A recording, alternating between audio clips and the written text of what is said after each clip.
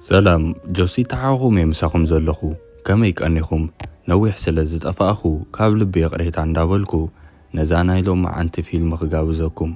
نويح تأفئكم سلازت أنحكو إذانا يلوم عنت موفي كم مجمري تخونا نامو كم تلمود كاتالي أندر زودو مستحات ردوبن كالق جميرنا يزنبرن تخاتاتالي كنكتلو إنا عن دابلكو إتا أبز سومنزي كلاتكم قدن كتمتعلق عن دابلكم كتمحتقانو نزقنخم ستراوزر استا نايحانت سينجل مام نقوالا ختبل تحلفو سقاي تملكتنا عزيات حزن فيلم يحزولكم ماز إزولخو ناب أخا حلفوكم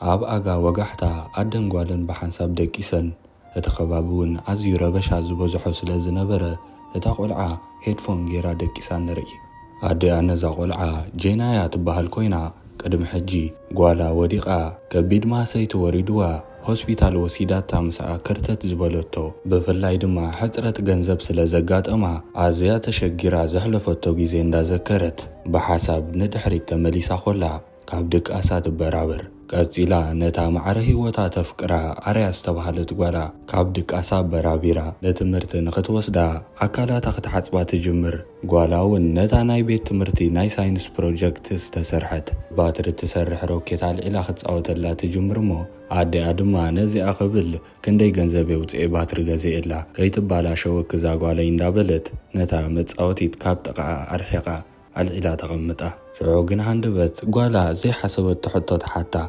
نمنتاي قنا أنا أبيت تمرتي كابتون كاروت قولعو تفالي مقبي زبلع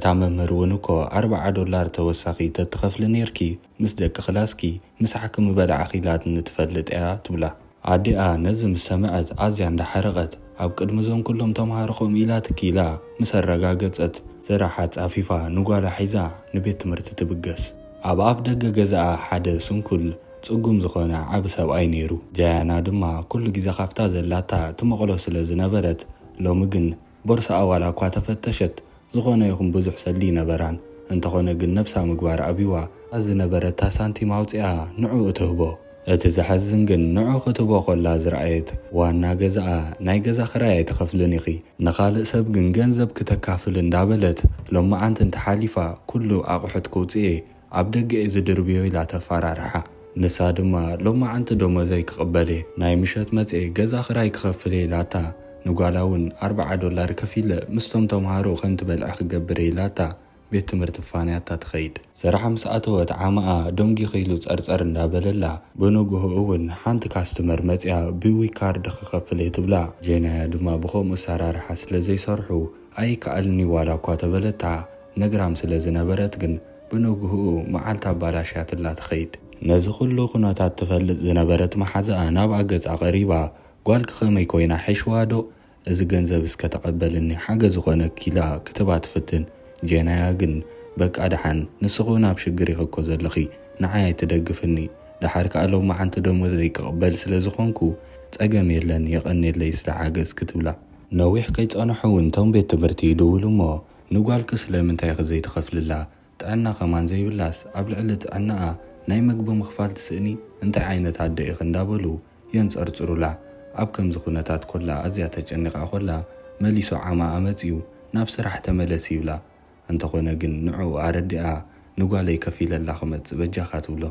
نسودو ما 3 دقيق هيباك اللغو كاون لعل انت دونجي خقن تبغنا قراي كفت أرنيلو آدنكي قوي سدا جينا يوم قدم مخادا نايدا حردو موزي بالحج بيشك التفكا قدين كهبن نتبلو عاما آدم عزيم دا حرقة انبقر سرح عدانا وقي خنن دابل كوغس دومز كخا قديم خباكت حتى ندلخي كمان أوشت 3 دقيق انت زي تماليسكي كابز سرح كسوغو كيلو قوريتو ينقرع نساون كيف توت عمارات سينا انداويت نافت خباب زنبر بانك تخيدمو بكاردا فتينا مسرح سلازا أبيا نوشت تأتوتون عزيو زحسب ريقا غيرو سلات أنحا نافتا ماناجر قطع قريبا كارد مسرح سلازا أبيني بكاش باقلتف كغنزباوت اللي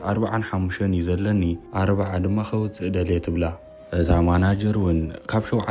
انتحتي عبانك ناخد قد في تخلني خي ويدما تا اكاونت تعاتيا سلخ قنك توهاب تخلي قمس بلتا ولا تتعاتو سلت رايك التيف كهاب النتبلا هراي تسارع بادم سبلتا قن تهاويقا خلاون زت حباب راسب كتركب سلزي كالت ከይፈተወት ሕጂውን ገንዘብ ከይሓዘት ናብቲ ቤት ትምህርቲ ትግስግስ ኣብ ቤት ትምህርቲ እውን ግን ዘይተጸበየቶ ነገር ይጸንሕ በተዓባብያ ናይዛ ቆልዓ ዘይዓገቡ ተቆጻጸርቲ ናይ ህፃናት መጽኦም ኣተዓባብያ ናይዛ ቆልዓ ጽቡቕ ስለ ዘይኮነ ካባኸ ክንወስዳ ኢና ንኻልኦት ብዝሓሸ መልክዑ ከዕቢዋ ዝኽእሉ ስድራ ድማ ከነረክባ ኢና ብምባል ወሲኖም ዝጸንሕዋ ነዚ ጉዳይ ሰምዐት ኣዳርያ ኣዝያ ትስንብድ ጓላ ናይ ሳምቡእ ሕማም ከም ዘለዋ ከምኡውን ብተወሳኺ ናይ ሲዣ ዘውድቕ ሕማም ከም ዘለዋ እንዳገለጸት ከተረድኦም ትፍትን ንሳቶም ግን ብግቡእ መግቢ ከም ዘይትበልዕ ከምኡ ድማ ብግቡእ ከም ዘይትሕጸብን ኩሉ ረጋጊጽና ኣለና ንዝበለጸ ሓበሬታ ግን ገዛ ኸመጺና ፈቲሽና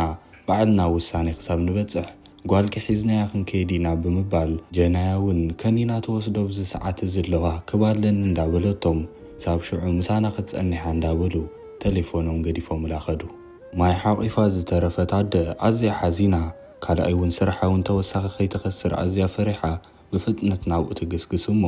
ኣብ መገዲ ግን ሕጂ እውን ዘይተጸበየቶ ሓደጋ የጋጥማ ምስ ካልእ መኪና ተጋጭያ እቲ ወዲ ኣዝዩ ነግራም ስለ ዝነበረ ብናቲ ጉድለት ተጋጭዮም ዋላ እኳ ተኾኑ ኩሉ ነገር ናብ ኣጸጊዑ ንዓኣ እውን እንዳፈራርሐ ካልኣይ ግዜ እንተረኺበኪ ክቐትለኪ እንዳበለ ኣብ ቅድሚታ ዝመጸት ተራፊክ እንዳሓንሓነ እታ ተራፊክ እውን መንጃ ፈቃድክን ናይዛ መኪና መሐደስን ወረቐት ሃብኒ ኢላ ተሓታ ጀናያ ተባ እንተኾነ ግን ሕጂ እውን ወረቐታ ኤክስፓየር ኮይኑ ይጸንሕ ነታ ተራፊክ በጃኺ ሎማ ዓንቲ ደሞዘይ ክቕበለ ኩሉ ክሕድስ እየ ንሎማ ዓንቲ ስገርኒ ዋላ እኳ ተበለታ እታ ተራፊክ ግን ዕጭ ሓንፊፋ ሕጊ ስለ ዝኾነ ክትሰምዓ ኣይከኣለትን ድሕሪ ዝኹሉ ሽግራት እውን ስራሕ ምስ ኣተወት ኣስታት 2 ሰዓት ዝኣክል ከም ዝደንገየት ትርዳእ ዓማኣ እውን ካብ መጀመሪኡ እውን ስለ ዘይተሰማምዑ 2 ሰዓት ዝኣክል ደንጊ ክመጺኺ ካብዚ ስራሕ ተባሪር ክለኺ ይብላ ንሳ ድማ በጃኻ ንጓለይ ክብል ደንጌላ ዋላ እኳ ተለመነቶ ናትክ ምኽንያት ኣሰልችኒ እዩ ሓንሳብን ሓዋሩን ውሳነ ነጊረክ ኣለኹ ብላ ኣማራጽ ዝሰኣነት ጀናያ ድማ ህራይ እንተዋሓደስ ደሞዝ ይሃብን እሞ ገዛ ክራየ ከፊለ ከኣቱ ትብሎ ንሱ ግን ብመሰረት ናይዚ ትካል ዝሰራርሓ ስራሕ ዝተባረረ ዝተሰጎገ ሰብ ሽዑ ንሽዑ ገንዘብ ኣይወሃብን እዩ ድሕሪ ዝተወሰኑ መዓልታት ፋይሉ ምስ ዓፀወ ብፖስታ ጌርና ኢና ደሞዙ ንህቦ ኢሉ ሎማ ዓንቲ ደሞዛ ከምዘይባ ቆሪጹ ነጊሩ ይሰዳ ገዛ ምስ ተመልሰት ኩሉ ነገር መሊሱ ተበታቲኑ ይጸንሓ ገዛ ክራይ ስለ ዘይከፈለት ዋና ገዛ ኩሉ ንብረታ ደገውፅያቶ ብዝናብ ክቕጥቀጥ ይጸንሕ ነገራት ኩሉ ዝደራረባ ዘሎ ጀናያ ድማ እንዳነበዐት ነታ ቦርሳኣ ከኒና ናይ ጓላ ዘላታን ነታ ዓንቶ ወይ ዝረኣናያ ናይ ቤት ትምህርቲ ናይ ሳይንስ ፕሮጀክት ናይ ጓላ ካብቲ ዝናብ ተልዕለን እሞ ከይፈተወት ጅውን ደጊማ ናፍቲ ትሰርሓሉ ትካል ትምለስ ኩሉ ዘጋጠማ ነገር ንዓማ እንዳሓበረት ደሞዝ ኣይሃብን ትብሎ ንሱ ግን ውፅእ ካብዚ ዓንሳብ እኮ ነጊረኪ ከመይ ጌርክ ደሞዝ ከም ትቕበሊ ገሊጸልኪ እንዳበላ ኸሎ በዚ ጸኒሖም ዘይበልናዮም 2 ሰረቕቲ ኣብ ውሽጢ ናብቲ ኦፊስ ይኣትው እሞ ንጀናያ ኣብ ልዕሊ ክዳና ተጻሒፉ ዝነበረ ስም አንቢቦም ብስማ እንዳጸውዑ እቲ ዓማኣ እውን ዘለካ ገንዘብ ሃባይሎም እንዳፈራርሑ ገንዘብ ክወስዱ ይፍትኑ ኣብ መንጎ ግን ጀናያ ንዓይ እውን ገንዘብ የድልየኒ እዩ እንዳበለት ምስኦም ዕግርግር ትፈጥር እሞ ኩሉ ነገር ኣብ ርእሲ ተደራሪብዋ ተጨኒቓ እውን ስለ ዝነበረት ንሶም እውን መሊሶም ጭንቀት ምስ ወሰኹላ ከይተረድኣ ንሓደ ካብ ክልቲኦም ሽጉጥ ኣውፂኣ ተቆትሎ እቲ ሓደ እውን ነዚ ምስ ረኣየ ኣዝዩ ሰንቢዱ ኣብኡ ገዲፍዎም ይሃድም ዓማኣ ግን ኣብ ዘየብቅዐን ንስኹ እናቶም ተሓባባሪት ኢኺ ከመይ ገይሩ ብስምኪ ጸዊዕክ እንዳበለ ናብ ፖሊስ ክድውለ ብምባል መሊሱ ጭንቀት ይውስኸላ እቲሉ እውን ንፖላይስ ነጊረ ኣለኹ ሕጂ መጺኦም ከኣስሩኽ እዮም ዕድመኸ ሙሉእ ቤት ማሕቡስ ኣቲኸ ክትብስብስ ኢኽ እንዳበለ ዘረባ ይደጋግመላ እሞ ኣብ ጭንቀት ዘላ ጀናያ ድማ እንታይ ከም ዝሓሰበት ሃንደበት ወሲና ንዓማኣ እውን ብሽጉጥ ጌራ ቀቲላቶ ትወፅእ ኣብ ከምዚ ዓይነት ጭንቀት ኮላ ቀጥታ ናብ ባንክ ተምርሕ ናብቲ ዓማኣ ዝሞተሉ ቦታ እውን ቀልጢፎም ፖላይስ ስለ ዝበጽሑ ምስ ሓንቲ መርማሪት ኮይኖም ብዛዕባ ጀናያን ብዛዕባ ዝተፈጥረ ነገራት ከጻርዩ ይጅምሩ እታ መርማሪት እውን ምስ መሳርሕታ ብምዃን ምናልባት ሓደ ሓበሬታ ካብቶም መሳርሕታ ክንረክብ ንኽእል ኢና ብምባል ብዛዕባ ጀናያ ተሓትት መሓዛኣ ብዛዕባ ጀናያ ክትዛርብ ኮላ ከምዚ ዓይነት ሰብ ኣይኮነትን እዚ ገበን እዚ ንሳዊ ዒላቶ ክትከውን ኣዝዩ ጸቢብ ተኽእሎ እዩ ዘሎ ምክንያቱ ኣነ ንጀናያ ዝፈልጣ ኣዝያ ለዋህን ምስኪንን ሰብ ምዃና እያ ትብሎም ጀናያ ብወገን ኣብቲ ባንክ ኣትያ ገንዘብ ከተውፅእ ነቲ ቼክ ነታ ሰራሕተኛ ትባ ሰራሕተኛ ድማ ግዴታ ገንዘብ ክበክት ኮይነ ታሴራኸ ክትብንለክ ትብላ ጀናያ ኣጋጣሚ ኮይኑ ዝሓለፈ ሰሙን ተሰሪቐ ገጸይ ትፈልጥን እንዲ ክትሓባበርን እንዶ ትብላ እታ ሰራሕተኛ ግን ክትብ ኣይከኣለትን በቲ ኩሉ ኩነታት ተባሳጭያ ዘላ ጀናያ ድማ ሽጉጥ ኣውፂኣ ገንዘብ ሃብኒ ትብላ ኣዝያ ፈሪሓ ሽዑታ ሰራሕተኛ ዘይግባኣ ገንዘቡን ኣውፂኣ ክትህባ ትፍትን እንተኾነ ግን ጀናያ ኣነ ሃብኒ ዝበልኩ ገንዘብ ናይዛ ቸክ እተን ዝግባኣኒ ገንዘብ ጥራይን ትብላ ኣብ ውሽጢ ኮይና ኩሉ ትዕዘብ ዝጸንሐት ማናጀር ድማ ናብ ፖሊስ ደው ኢላ ኣብዚ ከባቢ ብብዝሒ ትመላለስ ኣብዚ ናይዚ ባንክና ጨንፈር ከባቢ ይመስለኒ ገዛኣ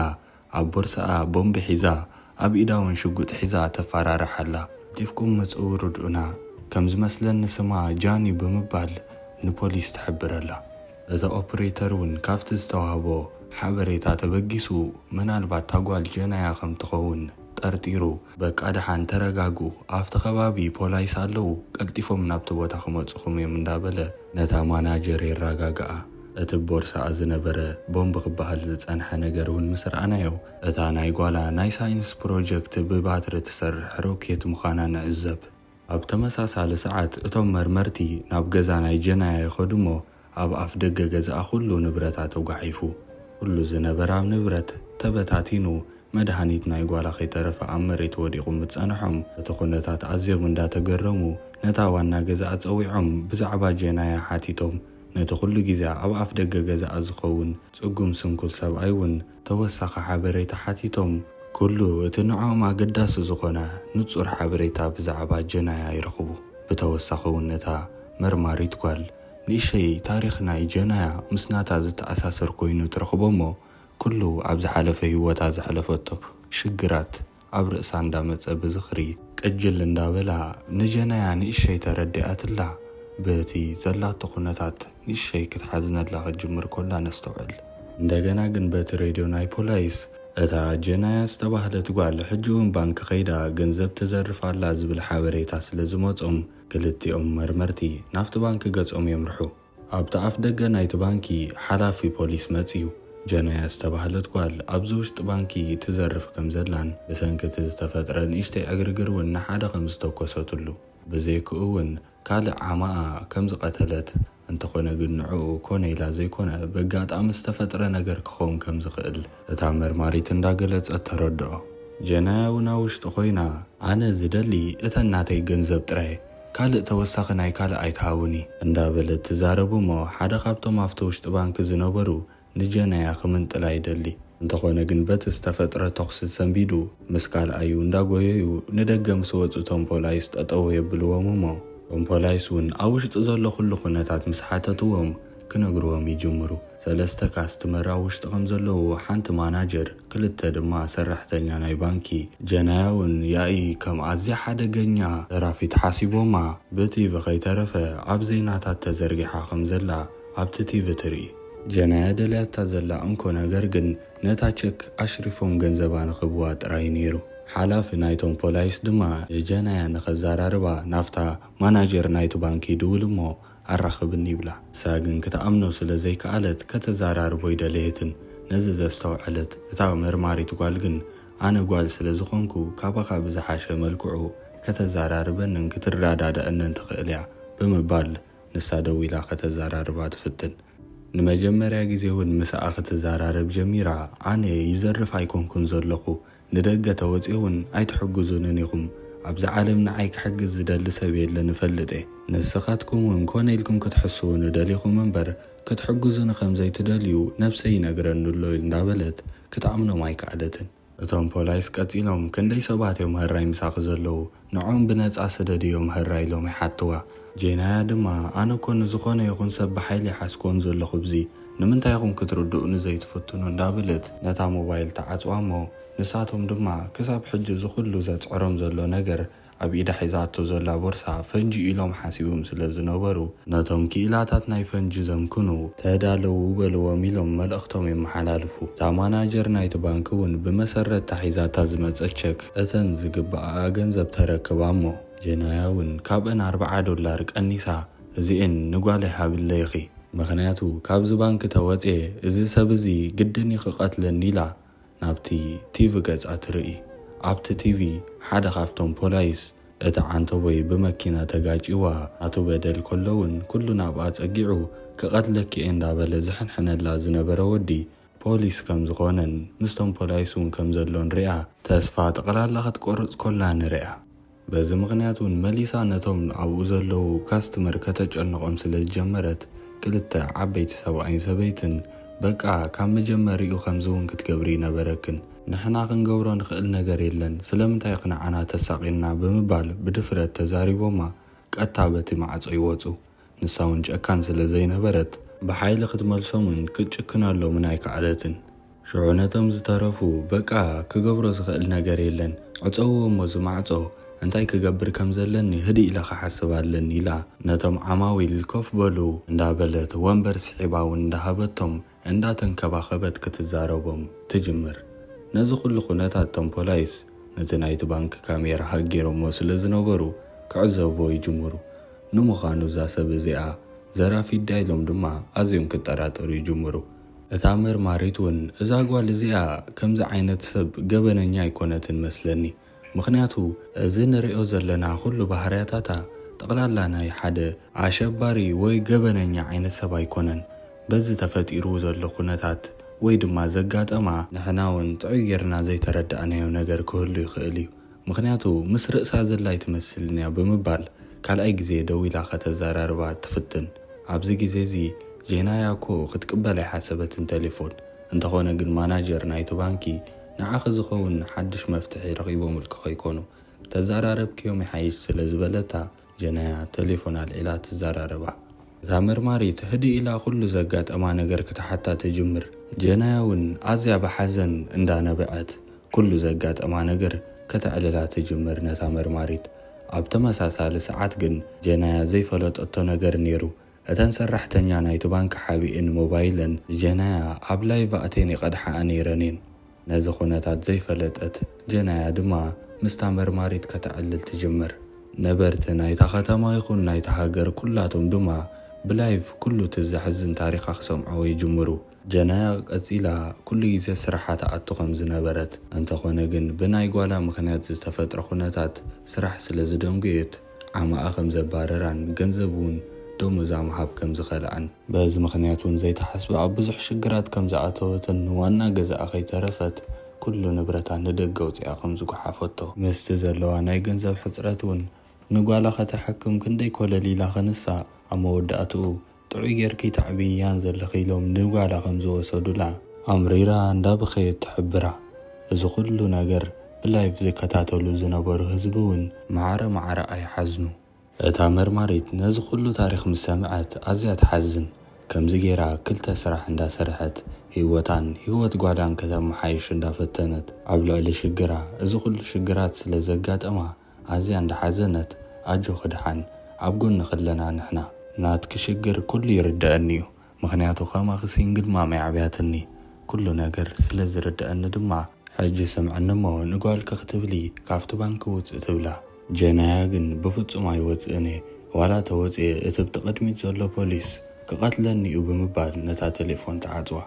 እታ መርማሪት ኣዝያ ስለ ዝሓዘነት ነብሳ ከተረጋግእ ንደገ ትወፅእ። መሳርሕታ እውን ደድሕሪኣ ስዒቡ ብዙሕ ግዜ ከም ዘሸግረኪ ይርድአኒ እዩ። እንተኾነ ግን ከምዚ ዓይነት ኣተዓባብያ ከም ዘለክን ከምዚ ዓይነት ሽግር ከም ትሕልፍን ተረዲእኒ ይፈልጥን እዩ። ናይ ብሓቂ ጅግና ጓል ይኽስኹ እውን ኢልዋ ይምለስ። እቲ ሓላፊ ናይቶም ፖላይስ እውን እቲ ዝበሃል ዘሎ ሰብ ትፈርሖ ዘላ መርሚርኩም መን ምዃኑ ፈሊጥኩም ኣምፅዎ ይብሎም ነቶም ፖላይስ። ኣብቲ ባንኪ እውን ሃንደበት ጀናያ ፖላይስ በቲ ካሜራ ይከታተልዋ ከም ዘለዉ ስለ ዝፈለጠት ሙሉእ ብሙሉእ ናብ ኩሉ እንዳኸደት ተጥፍኦ። እተን ክልተ ሰራሕተኛ እውን ነታ ላይቭ ኣቴናላ ዝነበራ ሞባይል የጥፋኣ። ጀናያ ናብቲ ዋየራት ከተጣፋፍእ ምስ ከደት ሓንቲ ተሲኣ ነቲ ማዕጾ ትፍትኖ። እንተኾነ ግን መኽፋት ስለ ዝኣበያ ተመሊሳ ኮፍ ትብል። እታ ኣብ ውሽጢ ዝነበረት ማናጀር ኣዝያ ሓዚና ብታሪኻ ናብ ኦፊሳ ሒዛታ ትኸይድ እሞ ቁሪ ስለ ዝነበረ ጃኬታ እንዳሃበት ንዓኣ እውን ደቂ ከም ዘለውዋ እንዳነገረት ስእሎም ኣውፅያ ተርእያ። ቀፂላ እውን ኣብዚ ኩሉ ሽግር ካብ ተኣትዊ ንጓልኪ መታን ክትረኽብያ ኢድኪ መሃብ ሕሸኪ ነዞም ፖላይስ። ብቐሊሉ ገና ከሎ ነገራት ውሑድ ተኣሲርካ ከማን ትወፂ ኢላ ተማኽራ ትጅምር እሞ ጄናያ ድማ ንዘይፈልጥዋ ስድራ ክብዋን ብዘይፈልጦም ሰባት ክትዓቢ ኣይፈቅድን እየ። ኣብ ደገ እውን FBI ስለ ዝመፁ እቶም መርመርቲ ነዚ ጉዳይ ንሶም ከይሕዝዎ እንዳፈርሑ ባዕሎም ክፈትሕዎ እንዳፈተኑ ምክንያቱ ኣብ ኢድ FBI ተበፂሑ ዝነገር ብሓይሊ ክገብሮ ስለ ዝኽእሉ ክጭነቑ ይጅምሩ። ኣዝዩ ዘገርም ግን ንምሸቱ እቶም ኩሎም ኣብ ላይቭ ክሪእዋ ዝወዓሉ ህዝቢ ናይታ ከተማ ሰላማዊ ሰልፊ ወፂኦም ጄናያ ነፃ ትውፃእ እንዳበሉ ይጭድሩ። ጄናያ ነዚ ነገር እዚ ብቲቪ ምስ ረኣየቶ ኣዝያ ትግረም። ኩሉ ግዜ ንዓይ ዝሕግዘኒ ይኾነ ኣብ ጎነይ ዝኸውን ሰብ የለን ኢላ ትሓስብ ስለ ዝነበረት እውን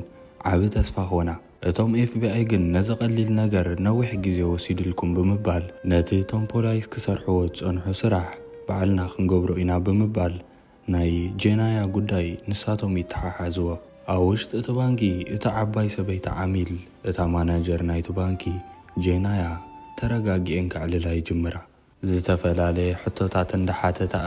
ንሳውን ኩሉ እንዳዓለለተን ንጓለይ ኣነ ጥራየ ዘለኹላ ንሳውን ንሳ ጥራየ ዘላትን ንዓይ እንዳበለት ተዕልለን እሞ እታ ማናጀር ግን ኣጆኺ ሕጂ ግን ኣነ እውን ኣለኹ ብጎኒ ክትብላ። ሽዑ ጄናያ እሞ ንጓለይ እንዶ ደኣ ካፍቲ ወሲዶማ ዘለዉ ምፂ ከዕብያ ካብ ዘይፈልጦ ሰብ ንስኺ ጥዒት ትመስሊ ንስኺ እንተዕበኽለ ይሕሸኒ ንዓይ እውን በጃኽ እንዳበለት ትልምና። እታ ማናጀር እውን በቃ ድሓና ይትጨነቕ ንስኺ ንሰብኣየ ክነግሮ እየ ብርግፅ ንሱ እውን ይሰማዕ እዩ ነታ ቆልዓ ባዕልና ከነዕብያ ኢና ትብላ። እዛ ምስአን ዘላ ዓባይ ሰበይቲ ግን ንእሸይቲ ነገር እንዳኸበዳ ክትሓመም ስለ ዝጀመረት ማናጀር ናይቲ ባንኪ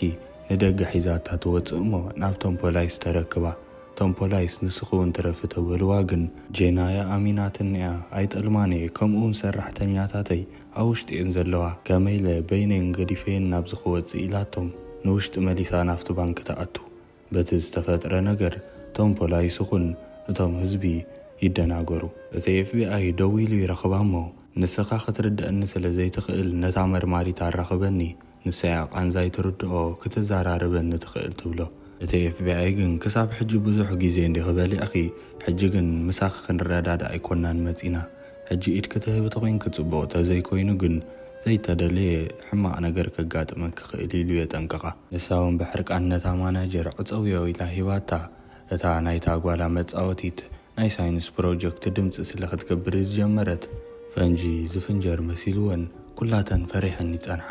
እንተኾነ ግን ብቐሊሉ ነቲ ድምፂ ከም ዘቋርፅ ትገብሮ እሞ ንጓለይ ዝሰራሕናያ ናይ ሳይንስ ፕሮጀክት ኢላ ትነግረን። ኩላተን ግን በቲ ነገር ሰንቢደን ጸኒሐን ንሕና ደኣ ፈንጂ እንዲመሲሉና ነይሩ ብምባል ካብቲ ዝነበረኦ ጭንቀት ተገላጊለን እፎይ ይብላ።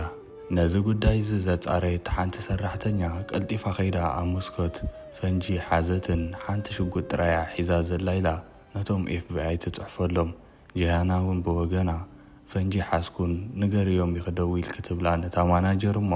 እታ ማናጀር ግን ፈንጂ ከምዘይሓስከ ተነጊርናዮም እቶም FBI መፂኦም ዘይከውን ነገር ከይፈጥሩ ሱቕ ምባል ሓይሽ ትብላ። በዚ ድማ እዛ ማናጀር እዚኣ ሓንሳብ ሽግር ናይ ጄያና ምስ ተረድአት ኣብ ኩሉ ነገር ኣብ ጎና ትኸውን ከም ዘላ ነስተውዕል። እታ መርማሪት እውን ድሕሪ ክንደይ ግዜ ነቲ ትደልዮ ዝነበረት ወዲ ባዕሉ ብመኪና ገጭዩ ብዘይገበረቶ ነገር ንጄያና ወንጅልዋ ዝነበረ ፖሊስ ትረኽቦ እሞ ብኻሶ ተሃሪማ ናይ ገበን ጥርጥር እዩ ንመርመራ ውሰድዎ ኢላ ነቶም ፖላይስ ትእዝዞም። ድሕሪ ዝቐታ ናብቲ ኦፊሳ ትምለስ እሞ ናብ ጄናያ ደው ኢላ ንዒ ሕጂ ውፂ ነቲ ፖሊስ ዝበልክና ሒዝናዮ ኣለና ዝቐትለክ ሰብ ስለዘየለ ኢድካ ሃብ ትብላ። ጄናያ ግን በቐሊሉ ክትኣምና ኣይከኣለትን እንተኽኢልከ ስእሉባ ስደድለይ ከም ዝተኣስረ ትብላ። ኣብዚ ግዜ እዚ ብሞባይልኪ ክንሰደልኪ ንኽእልን ኢና ምክንያቱ FBI ዓፂዮም ኣለዉ በዛ ሕጂ ሒዝከያ ዘለኸ ሞባይል እውን ኣይከኣልን እዩ ወይ ከዓ ነዞም FBI ሞባይልክ ንኸኸፍትዋ ነጊረ ብኡ ስእሊ ክሰደልኪ እየ ትብላ። እንተኾነ ግን ቶም FBI ፈንጂ ከምዘይሓዘት ፈሊጦም ስለ ዝነበሩ ብሓይሊ ንኽኣትዉ ይውስኑ። ኣብዚ ግዜ እዚ እታ መርማሪት ቀጥታ ናፍቲ ባንኪ ገጻ ትኸይድ እሞ ባዕላ ናፍቲ ማዕጾ ሓኲሓ እቶም FBI ሞባይልካ ክኸፍትዋ ፈቓደኛታት ኣይኮኑን ስለዚ እንኪ ሞባይለይ ከም ዝሓዝናዮ ዘርኢ ስእሊ ኣለኪ ንዑ ርኢኺ ኢድኪ ብሰላም ሃብ ትብላ። ጄናያ እውን ነዚ ምስ ረኣየት ኢዳ ንኽትህብ ትሰማዕ። ኣብቲ ውሽጢ ዝነበሩ ኩላቶም ድማ ነፃ ትሰዶም ታማናጀር ግን ንጄናያ ሒዝያ ክወፅእ ብምባል ንውሽጢ ተኣቱ እምበኣር ዝኹሉ ድሕሪ ምዕዛብና ናብ ዝመፈጸምታ ናይዚ ታሪኽ ዝበጻሕና ይመስል። ናብ ውሽጢ ናብቲ ባንኪ ምስ ኣተወት ታማናጀር ኣብ ጎንኸ ኮይነ ደጊፈኪ ብሓንሳብ ክልቴና ነውፃእ ትብላ። ጄናያ ድማ ህራይ ከምኡ ክንገብር ኢና እንተኾነ ግን ድሕሪ ምእሳረይ ከይትርስዕኒ እንዳ ፖሊስ እንዳመፀኺ ኩሉ ግዜ ብፅሕኒ ኢኺላታ ክልቲአን ተሰማሚዐን ክወፃ እንዳተዳለዋ ከለዋ እቶም FBI ዘይተጸበየቶ ነገር ገብሩ። ሞባይላ ከም ዝኽፈት ገይሮም ምስ ኣዲኣ ወላዲታ የራኸብዋ። ኣዲኣ ድማ ጄናያ እንታይ ትገብርለኺ ኢላ ምስ ሓተተታ ጄናያ ኣዝያ እንዳሓዘነትን እንዳበኸየትን ንጓለይ ክብል ንመድሃኒታ ክብል እዚ ኩሉ ነገር ገይረ መጀመርያ ዋላ እኳ ተዘይሓሰብክዎ ኩሉ ነገር ግን ከይፈለጥኩ እዩ ተፈጢሩ እንተኾነ ግን ሕጂ ክመልሶ ይክእልኒ ዓብ ሽግር ተፈጢሩ ኢላ ነዲኣ ከተረድኣ ትፍትን። ኣዲኣ ግን ተረጋግእ እሞ እንዳበለት ንጄናያ ጓላ ከም ዝሞተት ተርድኣ። ኣዝዩ ዘሕዝን ኣጋጣሚ ግን ካብዝን ላዕሊ ኣዝዩ ዘደናግር ጉዳይ ጓላ መዓስያ ሞይታ። ከምቲ ኣዲኣ ንጄናያ ትነግራ ዘላ ክልቲአን ብሓንሳብ ከለዋ በቲ ዝነበረ ሕማም ምኽንያት ከም ዝወደቐትን ሽዑ ድማ ተረባሪበን ሆስፒታል ከም ዝወሰድኣ እንተኾነ ግን ዶክተር ዋላ ዝከኣሎም ተገበሩ ህይወታ ከድሕኑ ከም ዘይከኣሉ ኣብቲ ሆስፒታል ከም ዝሞተት ተዘክራ። ለካ ዝኹሉ ዝፍጠር ዘሎ ነገር ጄናያ ናይ ጓላ ሞት ክትቅበሎ ስለ ዘይከኣለት ከም ዝነበረቶ ናይ ጥዕና ከም ጥዑይ ሰብ ምሕሳብ ኣቋሪፃ ናብ ጽላለ ስለ ዘድሃበላ ኩሉ ብስእሊ ኣፈጢራቶ። ካብቲ መጀመርያ ካብ ንግሆ ዝረኣናዮ ብሓንሳብ ደቂሰን ጸኒሐን ተሲኣ ነብሳ ክትሓጽባ ኾላ ንቤት ትምህርቲ ወሲዳ ከተብፅሓ ኾላ ከምኡውን ኩሉ ትዘጋጠመ ካብ ስራሕ ኣፍቂዳ ኸይዳ $40 ክትከፍለላ ክትፍትን ኮላን እቶም ተቆጻጸርቲ ናይቶም ቆልዑ ክወስድዋ ክፍትኑ ኸለዉ ነታ ቆልዓ ኩሉቲ ታ ቆልዓ ብህይወት ዘላ ዝመስል ኩሉ ነገር ለካ ሓሳብ እዩ ነይሩ። ሓሳብ ከማን ዘይኮነ ጓላ ስለ ዝሞተት ናብ ጽላለ ይድሂቡላ ምስ ጥዕና ኣይነበረትን ንጓላ ትሕግዝ ዘላ መሲልዋ ግን ናይ ካልኦት ሰባት ህይወት ሓሊፋ እያ። ኣዲኣ ምስ ዘከረታ እውን ኩሉ ነገር ዝተፈጥረ ጓላ ኸማን ብህይወት ነዘየላ ምዃኑ ምስ ተረድኣ ኣብቲ ዘላቶ ፈዚዛ ትተርፍ ኢዳ ሓፍ ኣቢላ ድማ ኣማራፂ ስለ ዘይነበራ ምስታ ማናጀር ኮይና ንደገ ትወፅእ። መርማሪቱ ናብ ኣፍ ደገ ጸኒሓ ኣዝያ እንዳሓዘነት ገበነኛ ስለ ዝኾነት እንዳኣሰረታ ብምልላይና ሕጉስቲ ኢላታ ብፌሮ ተኣስራ እሞ ነዚ ኣዝዩ ዘሕዝን መፈጸምታ ድሕሪ ምርኣይና እቲ ታሪኽ ኣብዚ ይዛዘም። ከመይ ርኢኹም እዛ ፊልም? ሓሳባትኩም እስከብ ኮመንት ጻሓፉለይ። ነዛ ቪድዮ እንተፈቲኹም ኩላትኩም ላይክ ምግባር ኣይትረስዑ ኢኹም። ከምቲ ኣብ መጀመርያ ዝበልኩኹም ኣንደር ዘዶም ዝተሓጽረ ዶብ ኣኪበ ብኽፋላት ሒዘልኩም ክመጽእ ዘሰናዩ